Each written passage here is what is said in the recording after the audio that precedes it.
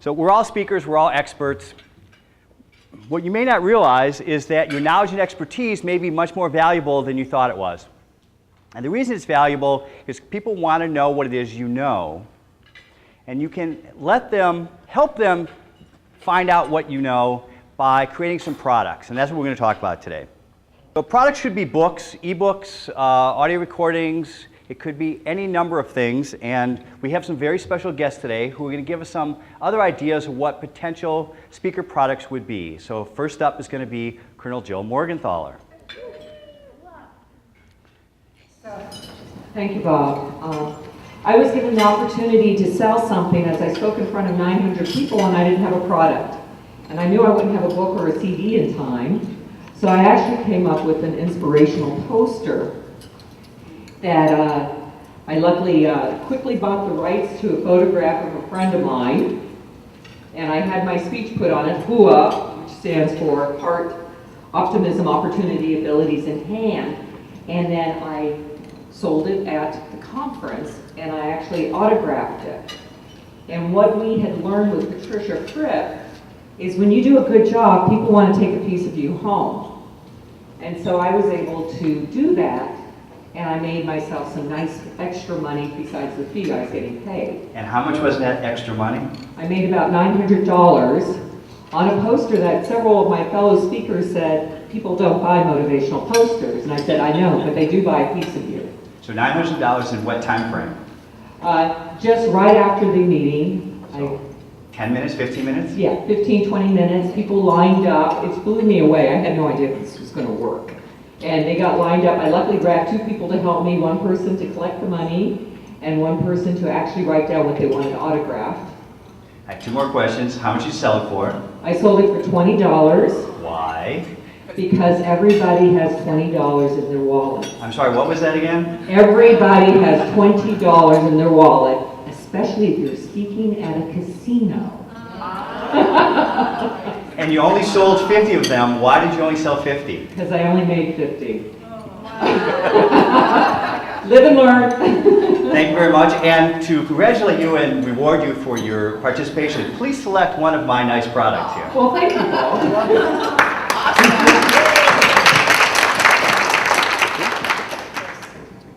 And to get another perspective on potential products, not just the mainstream, let me introduce Christina Man, who's going to talk about some products she's developing.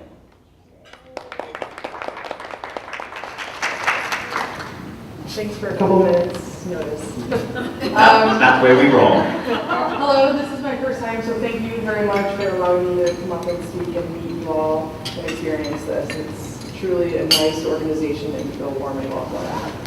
The products that I am working on are actually tools that people have encouraged me to make. I have been a holistic practitioner for many years, and people want more, very much. They want a piece of you, but they want tools that work.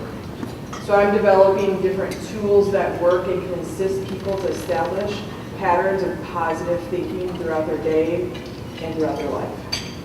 So what does a tool look like? There are several tools. The first tool is actual card with a definition of words that are at vibrations that eliminate negative thinking. You carry it around with you, and it actually has an image that can ignite that feeling. An example of peace would be a dove. If you remember peace equals dove, you will allow yourself to connect to nature with doves. It'll allow you to get a visual, which works with your limbic system, in which you remember longer. So it's constantly updating throughout the day. And with that, every word has vibrations of numerology. So you want to use different words at different vibrations to eliminate negative thinking. Thank you. So while the rest of the day we're going to talk about rather traditional products and mostly audio recordings, you quickly realize that the medium is unimportant. It's only the content or the message that's important. Jill's delivering her message via a couple words on a poster. Christina's delivering her message on some cards. Many of us deliver our message on books and ebooks and through audio recordings. So we're going to get more into that.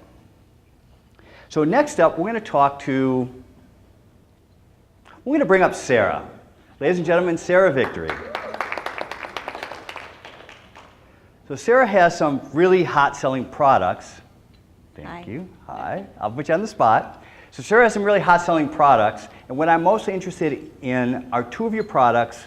The first one, something that you recorded live during your presentation. Yeah, people would come up to me and say, "How do you have a book? Is there anything I can take home with you?" And I was really too lazy to write my first book for many, many years. So what I did was I got a recorder and I linked it up here, and I recorded a couple of my programs, and then had a fabulous editor, who I thought was great, just edited out some of the things where the audience was bumbling or talking to each other and stuff like that. And what happened was I packaged it up and then put it out for sale. And the next thing I know, I was selling more from my audio products than I was from the speech itself, which was just an amazing, amazing thing. They did so well that I have two of my 5 audiobooks are bestseller status. I sold so many of them. And when I finally did write the book, I realized that it didn't sell as well as the audios because my market being mainly salespeople and entrepreneurs, they really wanted something in their car. So knowing your market makes a big difference. Great. Now we do this. Now we also have them. We're going to being able to do them downloadable as well. So that's the next stage for us. So then the next question, since you're already here, I know you have a series of interviews that was really popular. How did you make that happen? I had some contacts with some top-level people in direct sales or network marketing, and I was speaking a lot, and still speak a lot, to the direct sales and network marketing industry. And that people would buy my program on how to double your network marketing business, but I realized that they would ask me, how do you, of the people that you've worked with, can you tell us a little bit about what that experience was like, or what did they know that we don't know? So I interviewed some of the top people in different network marketing companies, the #1 person at Avon, the #2 person at USANA, Arbonne, some of those things. I interviewed those people because I had a radio background to be able to interview people, and it's actually not that hard anyway. And what happened was I ended up having about 50 interviews. And those 50 ended up being cut down to 26 interviews, which are on 11 CDs. So I had an 11 CD set that sold for about $500. And in that market, it was really popular, so it did very, very well. And now they're going to be going to downloadable as well. Do you mind telling us how many of those you sold? I've sold many thousands of them. Yeah. All from speaking. So let me talk about that for a second. This may be shocking, but public speaking is not a job description. It's a skill set. You're just conveying your knowledge and expertise to readers and listeners. So just like the opportunities of speaking, consulting, and coaching as a way to transfer your knowledge, selling products is just another way of transferring knowledge. I heard someone, Darren LaCroix, give a talk, and he essentially said, if you have knowledge, you have information, and you're not sharing it with people, you're being selfish. So don't think of selling product as being greedy. Think of not selling product as being selfish, and you'll be on the right track. So let's grab our worksheet, if you don't mind, and we're going to go through a few of the ideas here so we get a good foundation of where we're going to take the rest of the program. So the top line, you're creating products, but what you're really being paid for are results. People don't really buy your products because they want your book, they want a disc, they want a fancy USB drive. They want the results that they get from reading, listening, watching, touching, feeling, whatever it is, of what it is you created. So from the customer's perspective, the customers are buying, they're not buying the media, they're not buying the disc, they're not buying the book, they're not buying the USB drive, they're not buying the poster, they're not buying the cards, they are buying results. That's the last blank. So let's talk about results. All these psychiatrists and psychologists that we know over the years have established 6 fairly well-known results that everybody is looking for. The #1 result people are looking for is as powerful as the other 5 combined. and that's in your left-hand column, the number one result people are looking for is to avoid or alleviate pain. If you can deliver results, you can sell a product, you can deliver a speech, you can sell whatever it is you want to sell, you can provide what you want to provide. Number two is people want to profit or gain. And the gap between alleviating pain and generating a profit is pretty big. So avoiding pain is probably the biggest thing we want to concentrate on. Number three is to reduce or eliminate a loss. Not all losses are that painful. That's why the loss isn't up at the top of the list. Now, to me, this is the most interesting part. Number four is to experience comfort or pleasure. Isn't it amazing how alleviating pain is way more persuasive, way more powerful than getting pleasure? Number five is to find love and affection. And number six, which is the reason why I yacht race, is for prestige or pride. Ego is number six. That's why I race. There's no prize money. It's all about bragging rights. 4, 5, and 6 are to experience comfort or pleasure, find love and affection, or to feel pride or prestige. So here's a topic that actually Brian can probably speak on. So we're going to bring him up and put him on the spot. I didn't even tell him I was going to ask him these questions. If I don't have the answer, I just won't give you one. You do. So there are 4 basic learning modalities. Some people like to listen. Some people like to watch, say in a video. Some people like to read. And some people like to interact. Speaking for myself and my learning challenges, I am ridiculously auditory, which means my other learning styles are barely used. And in the public school system, teachers are trained to teach us everybody uses everything equally. We don't, okay? I've been told for years and years, I need to use PowerPoint. I need to engage visual learners. Guess what happened when I did that? I would freeze on stage. I would stammer. I would trip over my own words because the visual input was distracting to me. It made me a lousy speaker. So one of the things I had to do was find plan B, which, as it turns out, handouts are pretty good. They're a happy medium for people. Kinesthetic, which is using your body, moving it. There are people, my father being one of them, who couldn't hold a conversation with a wall. But if you gave him something to do with his body, it was like mastery. It's like he was born to do it. This is not a man that I can expect to sit there and learn by listening to me, watching a video. I need to get him moving. So as much as possible, you want to get people utilizing each one of these in a variety of ways throughout your presentation so everybody stays awake. Is that helpful? That's great. Thank you. Thank you.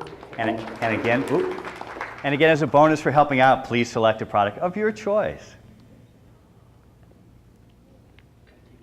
So with these 2 ideas of there's different learning modalities and getting people involved differently, we're going to move on to the next section of the worksheet, and we find that your product is actually the content of whatever it is you're creating.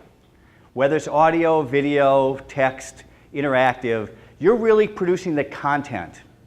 And the product itself, the media, is merely a wrapper.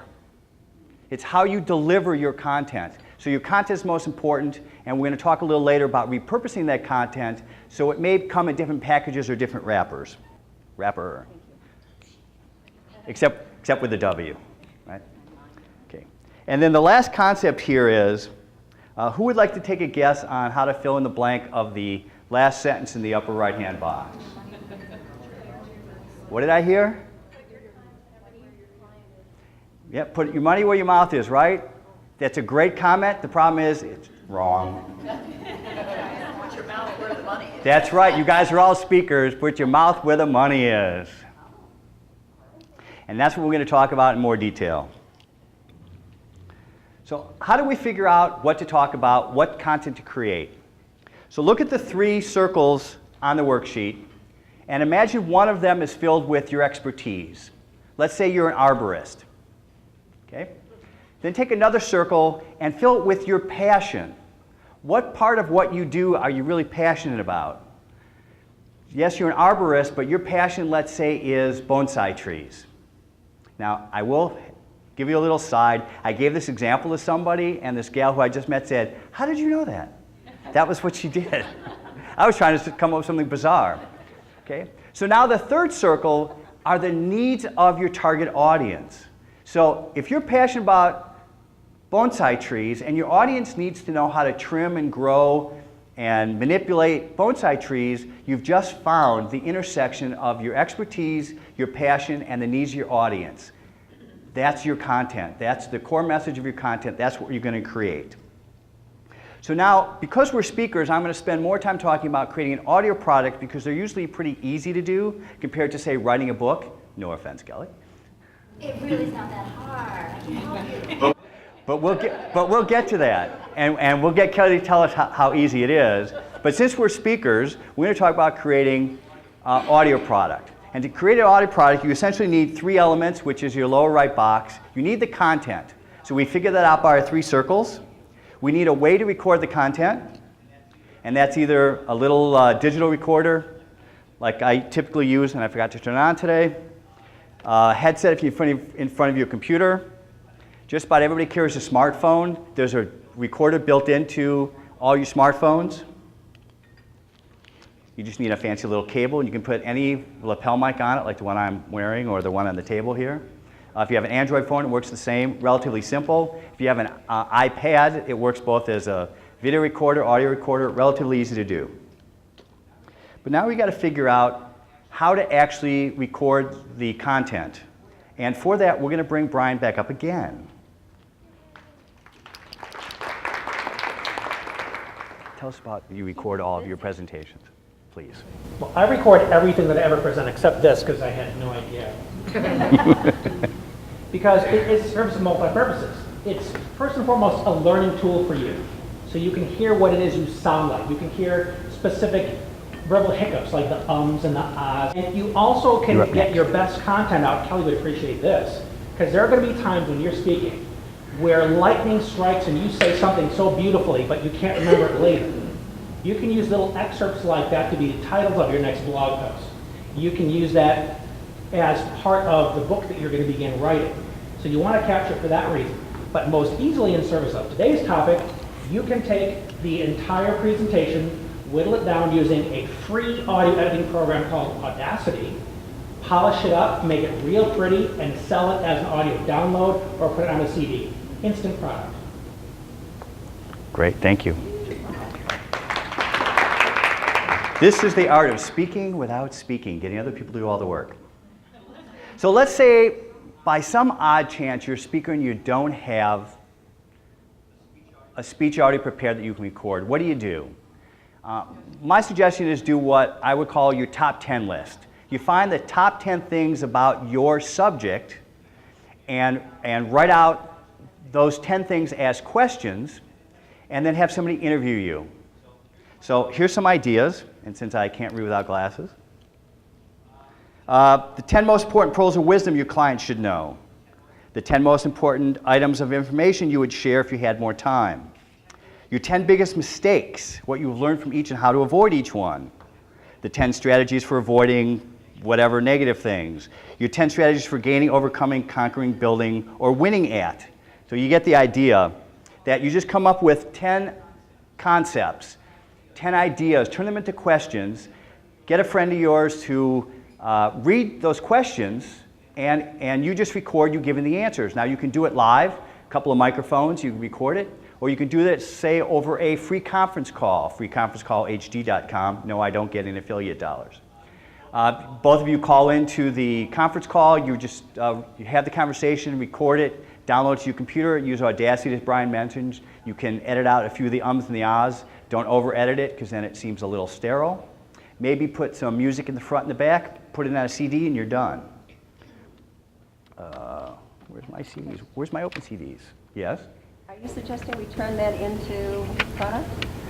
If it's long enough. Zillion interviews and speeches, all of it. If you have that many, depending on the length, sure, compile it into one big CD, maybe multiple tracks, so each track would be a different interview, and there's a product. The question is, what's the minimum amount of time or the appropriate amount of time? I think the minimum amount of time is whatever value you can deliver. If you can, I'm a consultant, and people ask me how I price. I don't price by the hour. I price by the value I deliver.